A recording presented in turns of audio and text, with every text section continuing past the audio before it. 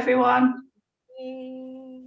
Hi. Hi, If you'd like to put in the chat where you're joining us from, see who we've got here with us tonight. Dover. Goodness me. Dover, is that Dover somewhere, Dover down south or Dover somewhere else? Salford, Crosby. Crosby's for Optimist. Hiya, Pat. Vince Blundell. I'm curious with the Dover one.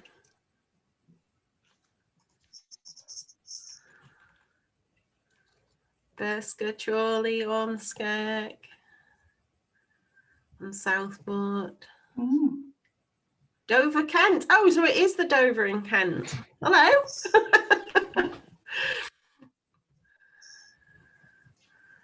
My goodness, we've had, what was it, over 90 people book in, Molly? Yeah, 90. That's a lot more of you than we could have fit in a room to deliver this talk, so it's kind of quite good, really. And Ross has just come back from walking along the River Alt as well. Brilliant.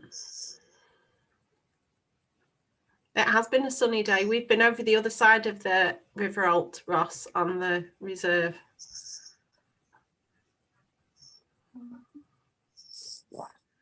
Southport. Are the Dover people, Linda and Tony, friends of ours? Oh. Don't know. Let me see. Who is the Dover person? Oh, we've got people from, so we've got quite a few local people and then a few people from a bit further afield. And then someone come from quite further afield as well. Right. The Dover person is Kate. Maybe you know each other. Right. We'll make a start then, shall we? So welcome everyone and thank you for joining us tonight. I hope you're sitting comfortably. So just so you know, tonight we have got the chat function, and for anyone who's not used it yet, please do use that to ask any questions tonight. And we have also got a Q&A function as well. The talk tonight is being recorded, so if you miss anything, we can upload it onto YouTube and you can rewatch it again. My name is Molly, and I am from Lancashire Wildlife Trust. I'm the Communications and Engagement Officer for Lunt Meadows, and Cheryl is our Lunt Meadows Project Manager as well. And with us tonight, we're joined by Andy and Rob from the Environment Agency.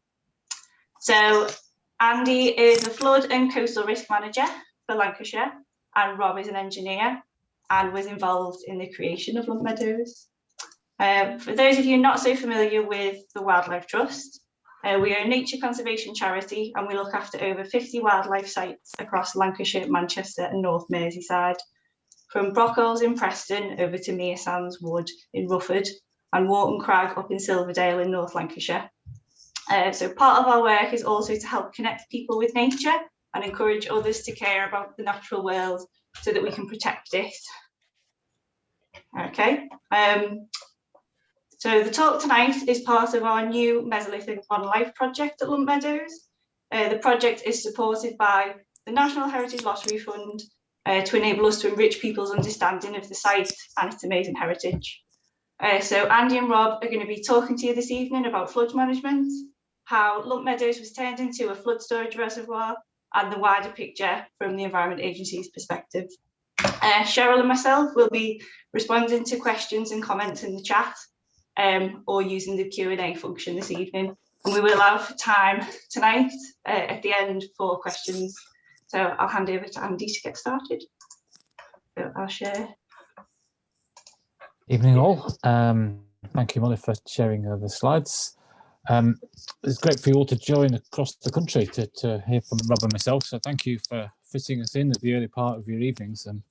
Hugely appreciate you giving us your time.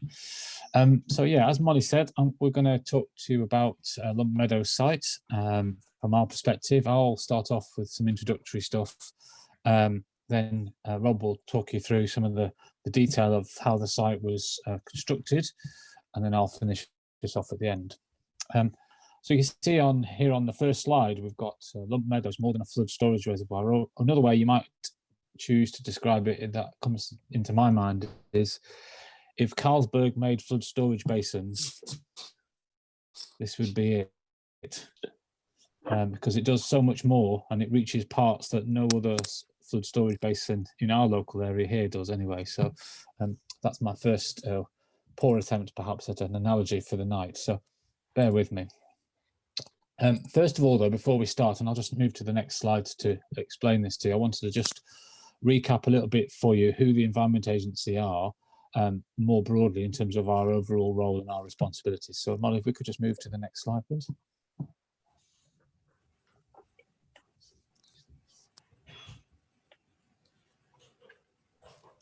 Thank you. So we have a strategic plan, as you'd expect, for a national organisation. So we're a government agency sponsored by DEFRA, and our strategic plan titled Creating a Better Place, EA 2025, has three main parts to it. It's a nation resilient to climate change, healthy air, land and water, and green growth and sustainable future. And you can find this short document on gov.uk if you'd like to see it in more detail. And it sets out our plans over the next 5 years of how we're going to work with others to achieve these main goals, which are really critical in this time of changing climate and the emergency that poses us all, but also just as importantly, the nature emergency that you could arguably say that we have as well as the climate one. So it's a broad role that covers across flooding, environmental regulation and environmental improvement. And the next slide, Molly, if we can show that one, goes into that in a little more detail for you. So we manage the risk of flooding from main rivers and estuaries in the sea. And when we say main rivers, they're basically what we mean is the biggest rivers that cause the biggest potential risk in terms of flooding. So it's not generally your smaller rivers, but most of the main big ones, and in this case, the River Alt. So we also regulate major industry and waste sites. So that might be chemical sites, it might be power stations, nuclear, all sorts of interesting and complicated things. We also have roles in some parts of the country in terms of navigation, in terms of inland waterways in some places. We also get involved in the treatment of contaminated land and its remediation. We also have roles in terms of regulation and also improvement around water quality and water quantity.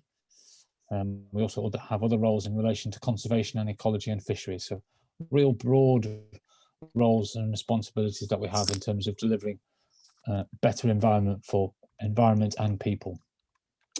So if you can move to the next slide, please, Molly. All of that comes in a context of government 18 months ago now, I think, published something called the 25-year Environment Plan, and this is a cross-departmental commitment to the environment and what needs to be done to leave it in a better condition than we found it at this time. Leading from that, we also have the new strategy for flood and coastal erosion in England. I'm just going to briefly talk about that as well. So we could just move to the next slide, please.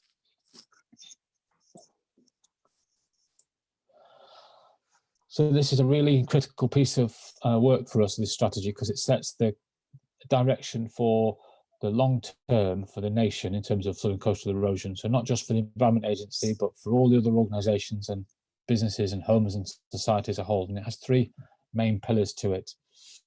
So this was published in 2020. It provides, as I say, provides a long-term vision, how we'll better protect and prepare homes and businesses from flooding and coastal change, and create the climate resilient places we need for the future.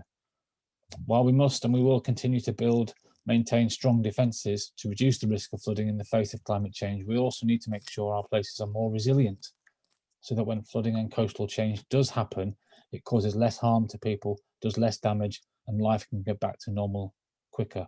And in that resilience piece as well is just as much about environmental resilience as well as us as people in our homes and businesses.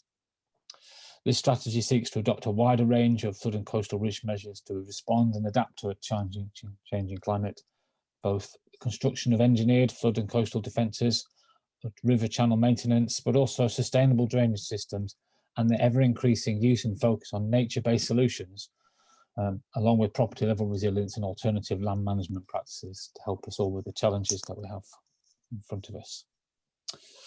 So if we move to the next slide, please. So just zooming in now to talk a little bit about Lunt before Rob comes in to talk about the specifics. You can see this brilliant aerial image here from it was from pre-construction, I think it was, or maybe no, actually it's not, is it? It's just from after we were underway with construction. You can see in the middle of the picture there the works. So the River Alt is an unusual river in that it covers a catchment of 40 square miles and is 17 miles long. Its high ground, unusually, is in Liverpool, in the most built-up part of Liverpool you can imagine, whereas most rivers, their high ground would be up on a hill, etc. In the Alt's case, yes, it is on some higher ground, but it's on the most developed ground you can imagine, which brings its own context in terms of the quality and the nature of the river development has built up over generations. So it's quite an unusual river to start in that sense. It's been an area that's been drained for land use and agriculture in particular since the 13th century. So there's a huge history here for land drainage in its broadest sense.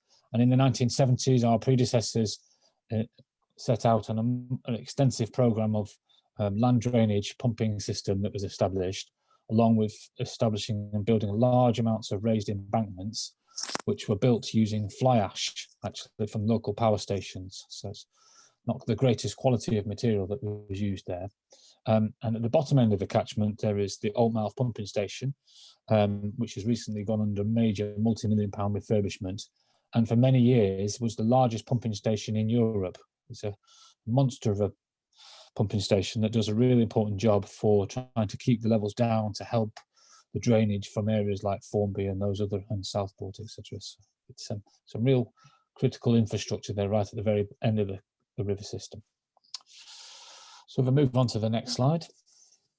In terms of the area around Lunt in particular, you see the hatched areas here in Maghull. Those are areas that are at particular flood risk, and we saw some of that this year, which we'll talk about later in this talk.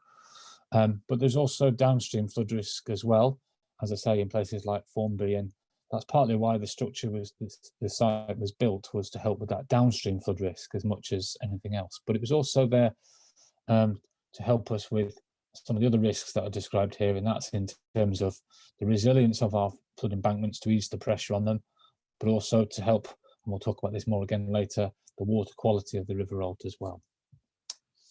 And so, next slide, please, Molly. So we looked at some local solutions in and around the area to help us with some of the challenges that we faced a number of years ago. And we came up with this local solution here of Lunt Meadows, and it was identified as the site most likely to flood in of itself. So, and we initially designed it as a flood storage only basin, and it was very, shall we say, technical, that would have done a flood job, but that would have been the limit of it. But with others, we saw the opportunity to achieve much more. That's what we would call multiple benefits, and create what you might describe as a giant sustainable urban drainage system. And it was in 2010 that the idea of Lunt was born. Now, if we go to the next slide, this sits within the catchment-based approach that now exists more broadly in the area. So catchment-based approach was something that was established across England back in 2013. And these are local partnerships that are established in England and Wales. In this area on the Alt Crossings, the catchment partnership is kindly led by the Mersey Rivers Trust, and it aims to deliver multiple benefits through collaboration, and Lunt Meadows is a great model for what can be achieved in terms of helping to improve the water environment. More recently, you can see an aerial picture here of a great project that's been delivered in recent weeks in Croxteth Park, where another wetland area has been created of a similar type, but for a much smaller scale. Now, the catchment partnership has recently also applied to government for some funding through something called the Innovative Flood Resilience Fund, and this is a fund of £200 million where the government is going to award funding over a 6-year period for 25 places. So we've got our fingers very firmly crossed that Merseyside will be successful to secure some of that funding, and we hope to hear one way or the other on that very shortly.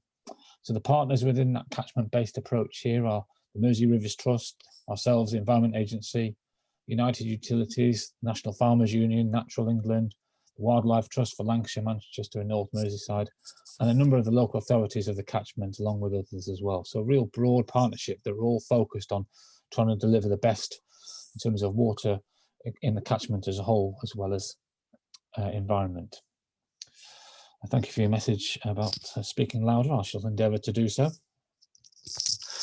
Before I pass then on to Rob, just to talk about the construction, I'll just add a little bit of extra personal flavour to this. So I can remember back in 2010-11 period, I think it was 2010 perhaps, I was team leader for our field team in this area. So this is our team that are out and about every day doing river maintenance in this area. One of our biodiversity specialists came to me and said, out of the blue, and said, how do you fancy your team building this really great thing? And being the nice person I am, I immediately said yes, without really realizing the size and scale of what it was I just committed us to. So Rob will now talk to us about the detail of construction of the site. Yeah, good evening, everybody. Yeah, just wanted to start with some key facts around Lunt Meadows. As Andy says, we've both been involved right from the start, and the story goes back a little bit further than our involvement. Andy touched on the fact that we knew the area around Lunt was Lunt Meadows would be the first area to flood. It had the lowest point in the Alt River embankments, and 75. Well, that prompted the Environment Agency to buy the area of land on which Lunt Meadows sits. And again, a point that Andy raised about the funding of the project. The initial scheme was for a pure flood storage area, which it soon became apparent that we couldn't afford to construct such a large structure, and sort of the footprint on the landscape would be massively bigger than what we've got now, much less sensitive. So at that time, the funding available was around creating habitat and much more than just flood risk management. So the project of Lunt was born. Myself, Andy, Lindsay were there from day one, and then we started bringing in the Wildlife Trust. So just some key facts: we've got 75 hectares of land that we purchased. We've got a partnership working with the Wildlife Trust. We've got the multiple benefits that Andy's alluded to across flood risk management, habitat, fisheries, water quality. So we knew all these factors in the local area that needed solving, and this is really what drove the vision for Lunt, and was the spark really that started it all. So we started the design 2010, 2011, and then construction was in sort of two main periods, but spanned across 2012, 2015, pretty much to the layout you see today. And initial construction costs were around 700,000.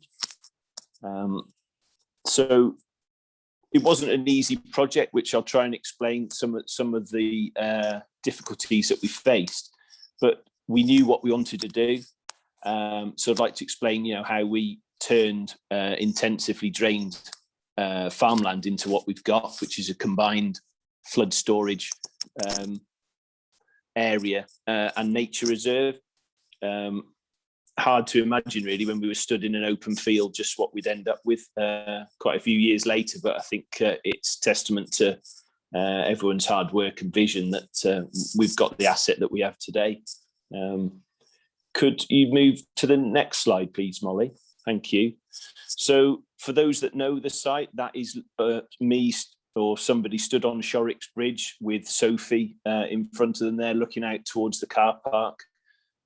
Just give you an idea of what the site was like before we touched it. Whilst in our ownership, it was still farmed intensively by a tenant farmer who some of you will know, still knocking around. And just something to note, the lump of earth in the field to the right of the picture, that was from another breach that we had on site in 2010. So if you remember, I said we knew that this site would be the first to flood. Well, yeah, it came to fruition in 2010 when it did overtop in this location. It did wash away the embankment and flooded what was farmland at the time. So if you could move on to the next one, just a couple more, well, one more of what it was like. So there you go, green desert across to, that's stood on the alt looking towards the car park and the pond.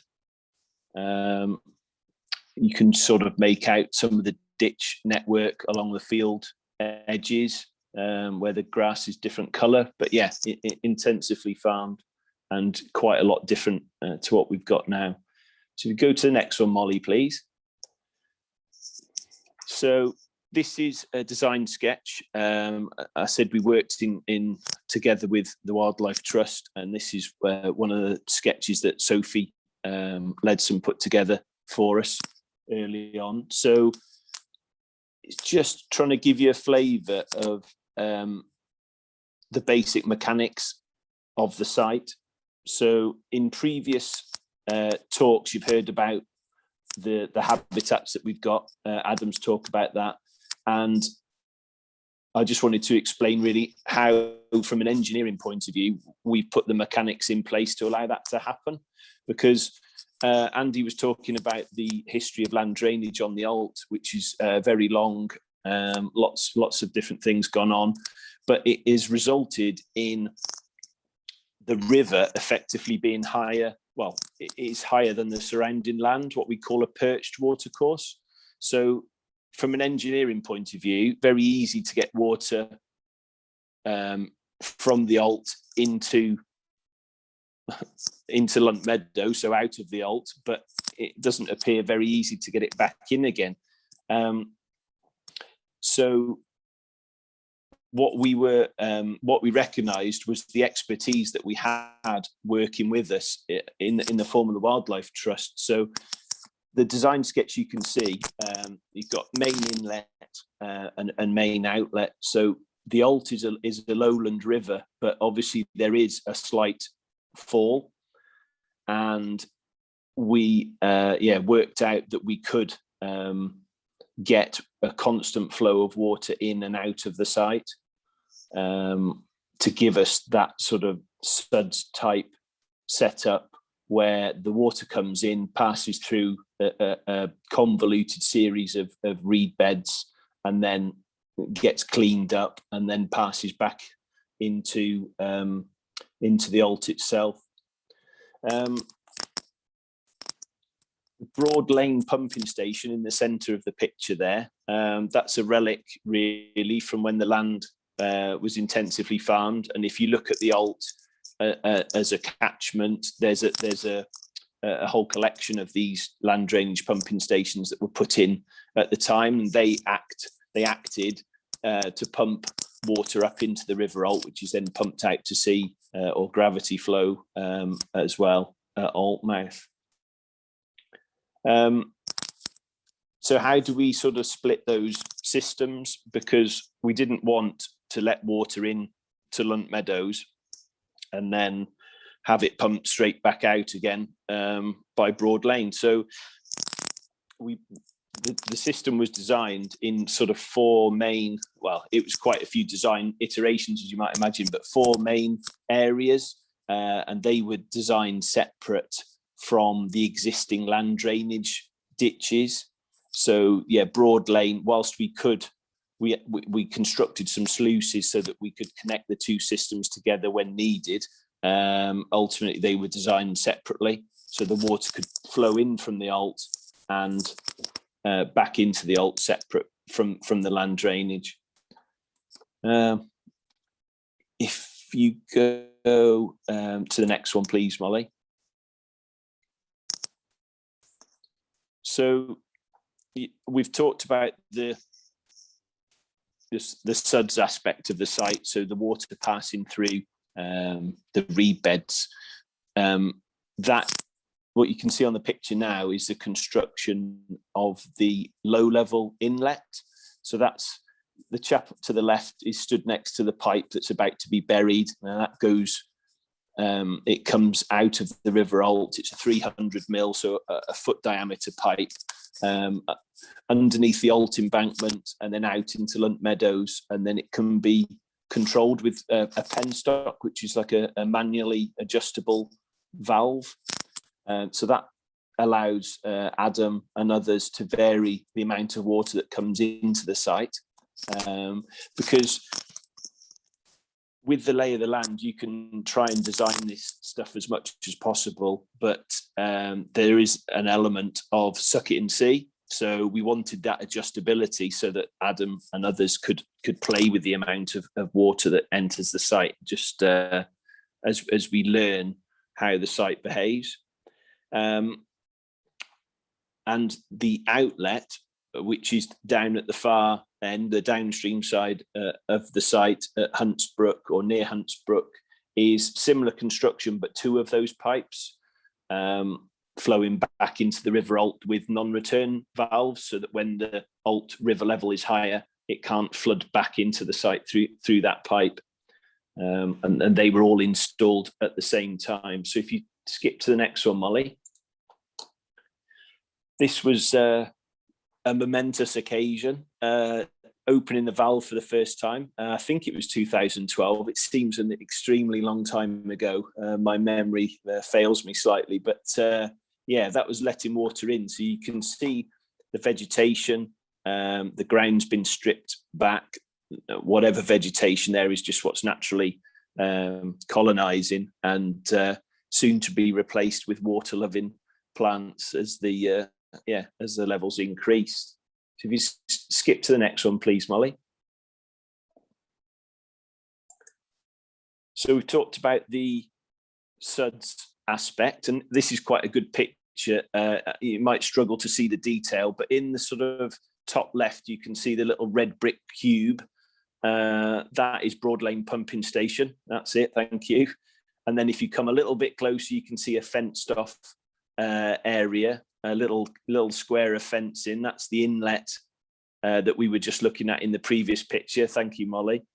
And then the last piece of the puzzle is what you see in the foreground, which is the engineered spillway into the site.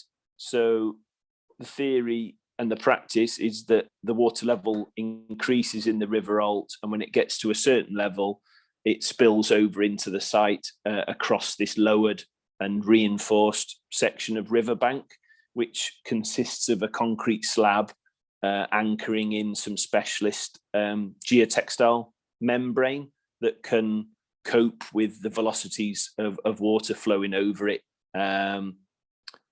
without washing away and compromising the rest of the embankment.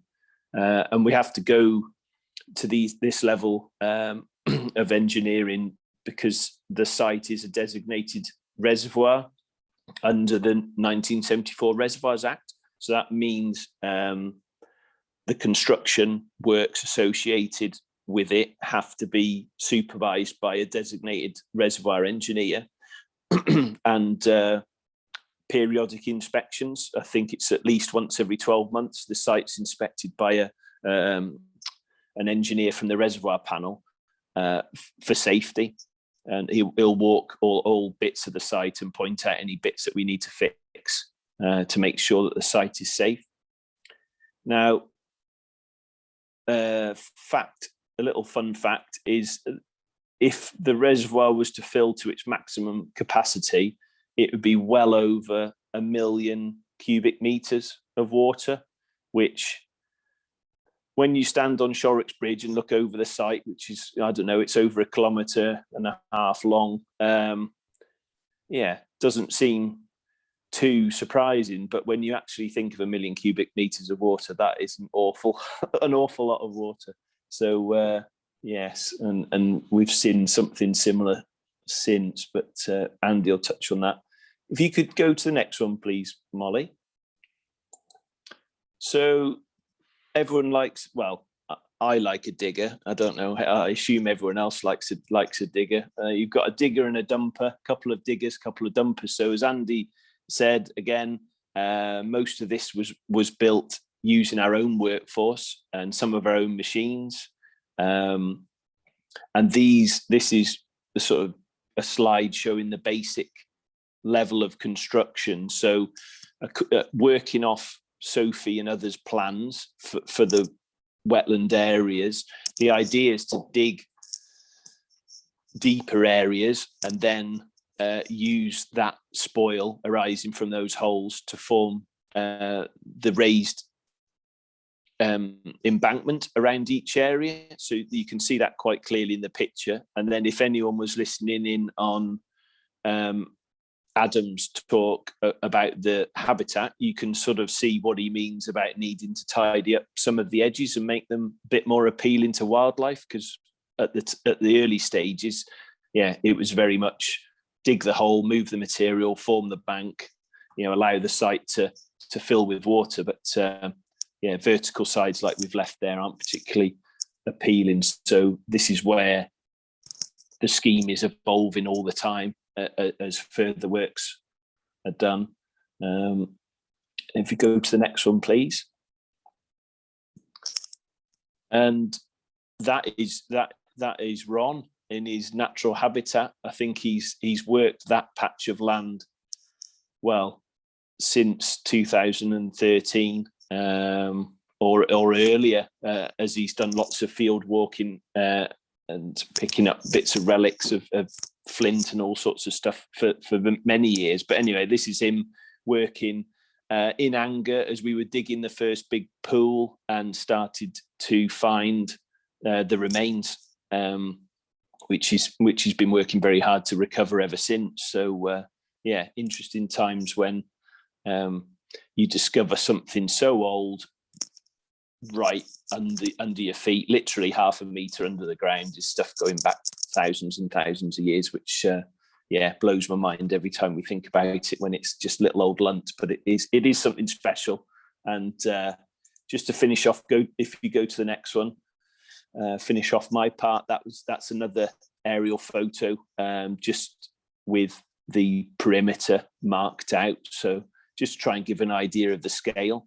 And that's with the site probably half developed, still very dry, just the starting point really for where we've got to today. So hopefully gives you a little flavour of the challenges that we had trying to make water what felt like making water go uphill. But we've set everything out, constructed it, put the mechanics in there, and really set the ball rolling for where we are today. So with that, I'll hand back to Andy.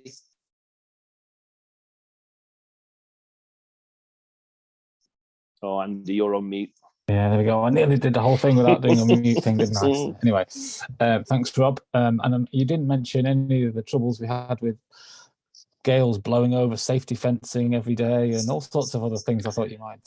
I could have endless stories. Another hour. Yeah, another hour. Yeah, it's a very big and complicated construction job for something that, in theory, on paper, looked relatively straightforward, wasn't it? So as I described it in my first comments about if Carlsberg did a flood storage basin, well, here it is. We've got something that delivered the provision of restored wetland habitats. We've reconnected the floodplain. We're providing water and nutrient cycling and river water purification. We've created new fish habitat. We've created sites of scientific and educational value with brilliant public access and also the aesthetics of the area. We've also delivered flood reduction and erosion control as well. And then finally, as Rob's described, the uniqueness of the site in terms of the archaeological historical value that was uncovered as part of the work and is now celebrated strongly on the site all the time, and of course in the future of the site as well. However, though, in life sometimes things come along that might happen but still surprise you. So that's what's here. This is what's happened in February of this year under Storm Kristoff. you can see here that this is a picture, I think, either the day after or a couple of days after the storm. This water levels in Storm Kristoff were at the top of the embankments. So we were filling the site already over the planned overflow that Rob showed you before, but the sheer volume of water and the pressure of it blew this hole in the embankments just downstream of the pumping station. I mean, it's about 30-meter hole, so it's a real big hole that was blown into the site. We move to the next slide, though, Molly, because with the help of our folk like Rob and others, plus a helicopter, an aquatic excavator. So for you and I, that's a digger that's can go in the water and float. We've got large amounts of gravel and 150 tons rather of clay. We've managed to fill that hole in record time, get it fit so that it's an interim repair to see us through at least next winter while we consider the next best stages. And so it's a really important job that we did there and did it in record time, thanks to the work of Rob and many other folks. It was a brilliant job and we got it done. So it's always a great feeling. So we move to the final slide, I think, Molly. So there is definitely an exciting future for Lunt Meadows. If you haven't seen or heard the other previous talks, I'd definitely recommend you go to YouTube and watch the other talks, because the lottery project that the Wildlife Trust are now delivering on site is a huge piece of work, and it's massively exciting in terms of it's going to transform the site in terms of additional elements on site, but also the educational elements that the site provides and access improvements, etc. as well, and a number of other things. So it's a really exciting time for us to be involved with Lunt Meadows, with the Wildlife Trust and many others, and we're really excited about that future, and also looking at how and more we can use the site for flood risk as well as the brilliant things for nature as well. So thank you for your time tonight, and I hope mine and Rob's talk has helped giving you some extra information, and I can already see that there's a number of questions coming through, so thank you, and we'll do our best to help you with as many of those as we can. Thank you very much, both of you. That's a lot of information to get across, isn't it, in a short time. There's been a couple of questions. I wonder if you'd be able to answer a couple of things. Ross Duggan has asked, does the fill stay in the bags or does it get removed and covered? So I suppose what's the next step really to what's there now? Yeah, we'll pick that up between us, I think. So Rob, do you want to talk about the first stage, and I'll maybe do the next stage? Yeah, I think engineering wise, it depends where it is and what the surrounding bank is, and just the details of the location more than anything. Well, hopefully we don't get many of these breaches, but I've dealt with a few and everyone has been different. The large one we had at Croston more recently, the bags were lifted in with a Chinook helicopter with the army, which I narrowly missed having a go on, which I'll forever regret. But anyway, that was actually sheet piled through the bags in situ.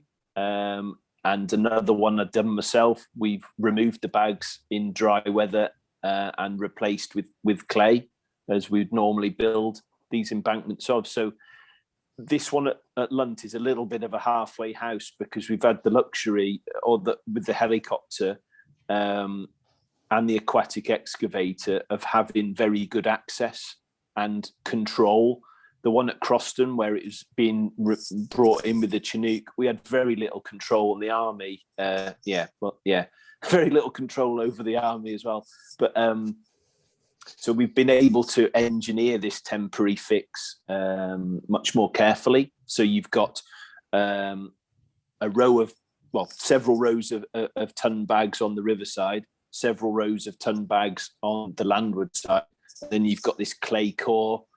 Compacted clay core as a waterproof layer in the middle, which is I think it's about 1.5 meters thick and runs the full height of the embankment plus down into its foundation. So it's about as good as a temporary repair can get. So it's really in our gift to do either.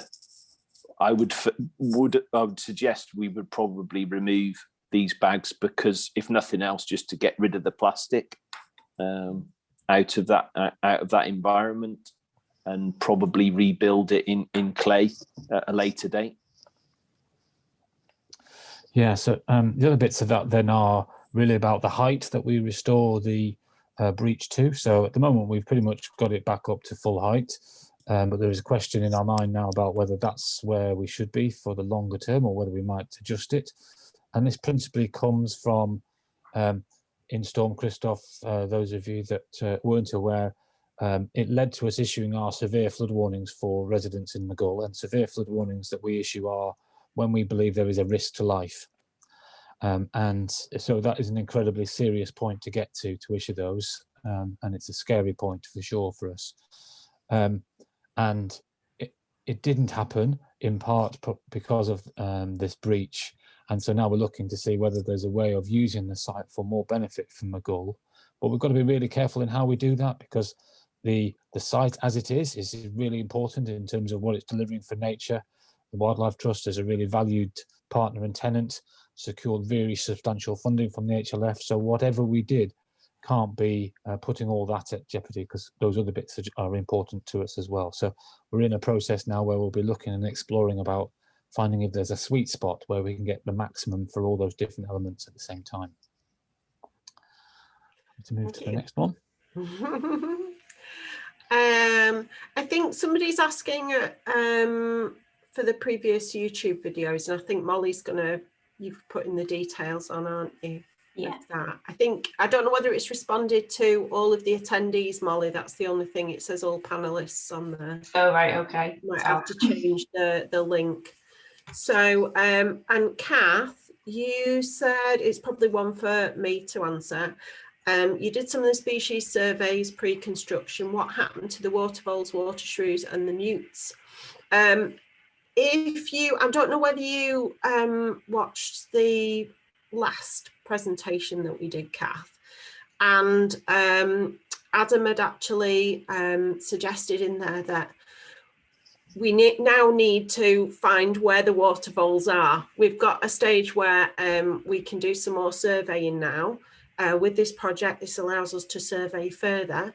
And the thought is that they've actually dispersed into the wetland. But it's a bit of a question that we've got over our heads as well. You know, where are the water voles and all the associated species now? We think that they've spread out into the wetland, and that is for a very interesting survey, really, that's going to be done by one of the conservation dogs in future. So we'll be able to keep everybody up to date with that as well. And it's sort of a watch this space, because we need to do more surveying. Let me have a look. Rob Nightingale has asked, I noticed a lot of litter after Storm Kristoff. What is being done to ensure that litter doesn't enter the sea? I'll pick that one up. I guess you can describe litter as one of the wicked problems that we face as society. So the best way of avoiding it getting in the sea is people not putting it, dumping it in the first place, wherever they've dumped it, that it then ends up in the river. And so that's for me, tackling that source. So anything we and everybody else can do to support and encourage and force people to not litter in the first place has got to be where we focus most of our attention. Because similarly, when I was there myself after Kristoff and walking down the river, for example, at the back of the household waste site, there was a lot of rubbish there as well. And I don't know, that might have come from the site itself being flooded, or it might have come from upriver. But there can be litter problems, and legally we're not allowed to clear that litter unless we think it's a part of causing a problem to a flood risk. And legally it is the responsibility of individual landowners to remove that litter themselves, which understandably at times perhaps some people are not keen to, because of the cost that occurs to them, which then brings me back around to, well, our best solution is to tackle it at source. So let's all do all we can to stop it getting in the river in the first place. In terms of the litter that's actually around the Lunt Reserve and on the terraces on the Alt at the moment that's in that stretch, it's another sort of watch this space moment. I'm talking to a few people at the moment regarding actually clearing up, but we've got the situation with COVID at the moment where organisations aren't allowed to organise public events, basically. So once we're a little bit further down the line with government restrictions, as well as our own organisational rules to do with COVID, hopefully there'll be a little bit more activity actually cleaning up the bank and where the litter went through into the reserve. There is some volunteer work going on at the moment, but there's still a lot more to clear. So, and staff are getting involved as well. So yeah, again, it'll be a watch this space, and there might be an activity that we can get local people involved in as well, and looking at where the litter is coming from, because it's interesting you should say that about the waste area, Andy. I did wonder whether there was some escaping from there that we can just, you know, have a conversation about. But if we can get people involved, we will do that. That'd be really, really good if anybody's interested. So we've got Howard Harris has asked a very interesting question. How similar is the flood control? How similar is it? Is the flood control similar to the Dutch coastal system? I don't know about the Dutch coastal system, so that's for you guys. I was just thinking the same thing. I don't know a lot of detail about the Dutch, but go on, Andy. I'll have a bit of a go. There are some similarities in the sense that the Dutch are very much focused on what they call making room for the river. Is a lot of what because they've done a lot of projects where they've pulled development and things back to make more space for the river. So there is some similarity there, but also there's other similarities in other projects that we've done as well. So a bit further to the north, we have a site called Hesketh Altmarsh, which is a site that we worked on in conjunction with the RSPB, and that was about recreating salt marsh as part of flood protection, but also environmental restoration as well. And so that is quite similar to some of what they do on the Dutch coast as well. So there are some similarities, but there are probably some differences as well. So I'd say, from our point of view, I think because we have built over the years and our predecessors a variety of schemes, from flood walls, flood embankments, structures. Andy mentioned we have got a network, a couple more sites, quite a few more sites at flood storage areas of varying designs. And I think the overriding principle is you need to make it as passive as possible. So when I say passive, I mean as few moving parts as you can, because as soon as you introduce control structures that mechanically move to alter the flows ins and outs, that added level of complexity causes more issues than anything else. So that's what we're striving for, really, with Lunt, is to make it an entirely passive system, with a view to what Andy said about not compromising what we've built and developed with Wildlife Trust to date. So really working together to make it the best we can.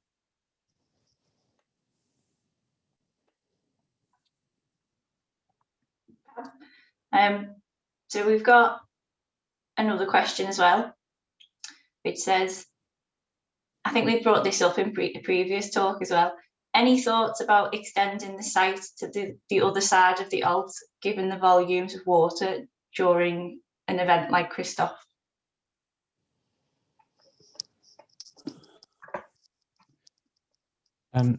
So as far as we don't have an active plan at the moment to expand the site on the other side. Nonetheless, though, I think we are really keen and looking for any opportunities we can to help, shall we say, reconnect the floodplain in a more natural way so that that floodplain can be used more effectively for all of us as a whole. Now there is some balancing there to be done, because parts of that catchment are being used for other things as perfectly valid economic enterprises in terms of farming and agriculture. So we can't just crash through that. So we have to be sympathetic to that and find a way of doing that that works for others. There are encouraging signs for the way that government are going to change the farm support programme. Now that we're out of the common agricultural policy, they're designing new systems that we're hoping will encourage and enable landowners and occupiers to make even more choices to do more for wildlife and flood risk and water quality as well. So I think there are some opportunities for what you might describe as a wetter landscape. I think it's just really about timing of finding the point when all those involved see that there's enough benefit from doing it from everybody, rather than, in a sense, any one party feeling like they're going to, shall we say, lose out compared to everybody else. So that's sort of how I might describe it. I think the area is highly engineered. It's a man-made landscape, and from an engineering point of view, you could, as a solution to the current flood risk and increasing flood risk with climate change, you could sort of take two approaches. You either double down on the engineering and build hard, build high, keep the river where it is, don't let it escape, or you work in a more sympathetic technique of allowing the river to try and do what it wants to do and work with it.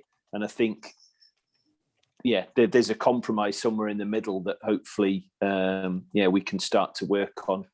But we've no firm plans at the minute. No, and that's what we'd said really when we've been asked this before, because there's lots of discussion going on with lots of landowners and lots of conservation organisations and local organisations to, what next, really. So again, I'm sorry, there's no hard and fast answers. It's literally, we keep saying watch this space, but if you keep in touch with the project, that's probably a good way of finding out about, what's going on for the future. Yeah, Lunt is part of the puzzle. When we looked at engineering solutions a good few years ago, Lunt was part of it, not the whole solution. And I think that probably still stands. It definitely still stands in the face of current climate change and thinking over river levels, rainfall events, storminess, dry weather as well. That's the other thing we forget in a catchment like this. It's intensively farmed, so you've got this too much water, not enough water balance that you're trying to strike, and that's all about working with industry and farming mainly in this area. But it's quite a tricky path that we tread with all sorts of different issues going on. But that's what makes it interesting.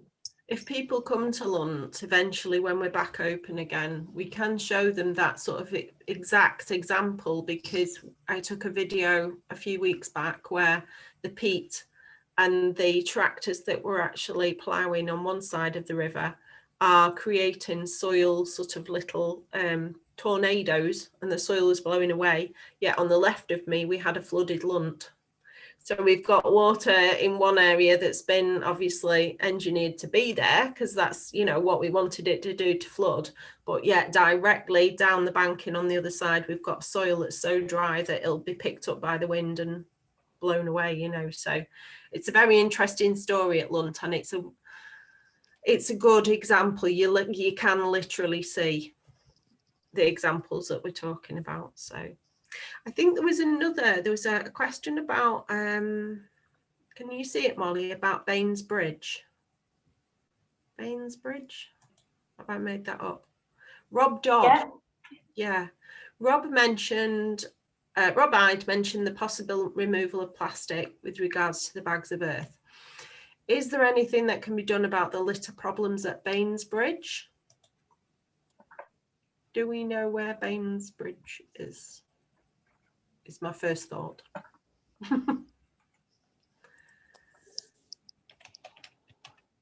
I don't know exactly where Baines Bridge is, but I think you've only got to walk any bit of the river alt to see the problems we've got with litter, and it goes back to points raised earlier of trying really to tackle it at source. There have been interesting attempts in other catchments up in Blackburn, where you have sort of floating debris catchers, but they were sort of very intensive resource-wise to keep empty because there's so much coming out of the urban area. So again, you're trying to catch the litter, whereas really you need to be stopping it from getting into the river in the first place. Not an easy problem, and unfortunately, you go out to somewhere like Lunt that is, it's a green and pleasant landscape, and it's a bit of a blight, isn't it, when you see all the plastic debris floating around. I can't give greater sort of positive news on the litter bit, but I think Baines-Bridge might be down on the alt just before the confluence with Muggle-Haycop. Is that the white metal footbridge? Yeah, I think that might be it, if I remember rightly. Okay. Yeah. So it's we're getting a running commentary. Yeah, we're right. Yeah. We found it. Yeah, Baines-Bridge is half a mile or so downstream from the end of the reserve. Baines-Bridge is at Innsblundell. Right, okay. So it could be that we can find more out about this as well if it's a particular hotspot in the area as well. So I mean, there's definitely something here, isn't there, more generally, Cheryl, about sort of part of that community action piece around litter clearance. I know we don't want it there in the first place, but we're sort of doing what we want to do on and around the site, but then also looking to see if there's opportunities to expand that action to further afield from the site. May well be something we can explore as part of in the years ahead through the definitely in the next 5 years we want to do a lot of education about sud schemes and pollution, and the amount of rubbish in the alt will all sort of feature in that, so it's definitely something we can look at. Yeah. Are there any more questions? We got any more? Yeah. I think that's it, isn't it? Okay. In that case, that's a good time to say. So if you do have any more questions, or you'd just like to chat about this more with us, we are having our next Green Drinks event next Wednesday, which will be the 31st. So that'll be between 12 p.m. and 1 p.m. It'll be much more informal than this. We'll be able to see you on the screen if you want to be seen. And if you will, we'll send the link out to that to everybody who signed up for the talk. But also, if you lose that, then just email myself. I've put my email in the chat, and I'll send you the login details for that. So yeah, and beyond that, we've also got our talk about Mesolithic life at Lunt on the 7th of April, and that'll be between 6 and 7 p.m. as well. So yeah, and thank you, Rob and Andy, for joining us tonight. It was a really interesting talk. Yeah, thank you. Really interesting. Thank you. Yeah. Cheers all. Thanks right. for your help. Thank you everyone for listening and all your questions. Right. Bye-bye, little person. All right. Bye.